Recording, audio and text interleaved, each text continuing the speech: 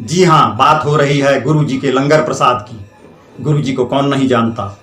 डुगरी वाले गुरु जी, बड़े मंदिर वाले गुरु जी, छतरपुर वाले गुरु जी, शुक्राना गुरु जी, प्यारे गुरु जी, जिनके सत्संग के बाद उनके भक्त बड़ी श्रद्धा के साथ लंगर प्रसाद का एक एक दाना ग्रहण करते हैं, क्योंकि श्रद्धालु जानते हैं कि इस भोजन में उनका जीवन बदल देने की ताकत है।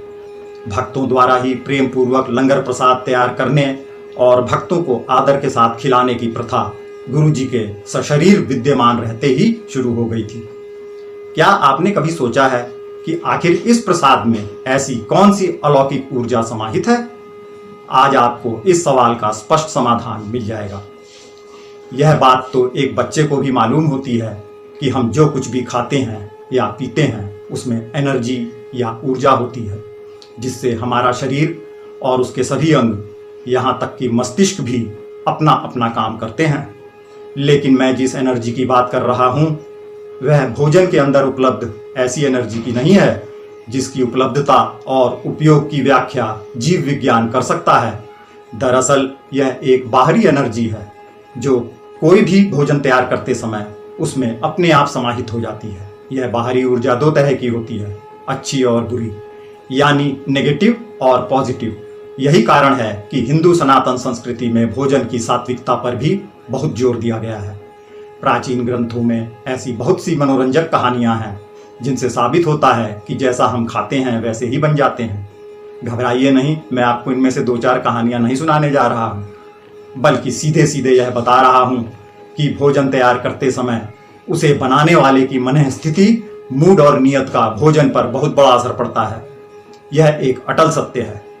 यदि कोई व्यक्ति गाली गलौज करते हुए, दूसरों को कोसते हुए, बद्दुआएं देते हुए, आलोचना या बुराई करते हुए, खीज में बर्तन और सामान पटकते हुए खाना बना रहा है, या फिर किसी मजबूरी में काम कर रहा है, अथवा उस समय किसी भी कारणवश उसका मन काफी अशांत यानी डिस्टर्ब है, तो समझ लीजिए कि जो भोजन तैयार हुआ उसमें निहित पौष्टिक तत्वों के अलावा नकारात्मक ऊर्जा भी हर हाल में भरपूर मात्रा में समाहित होगी। ठीक इसके विपरीत यदि भोजन प्रसन्न चित्त स्थिति में प्रेम पूर्वक अच्छी भावनाओं के साथ बनेगा तो वह सकारात्मक ऊर्जा से भरपूर होगा।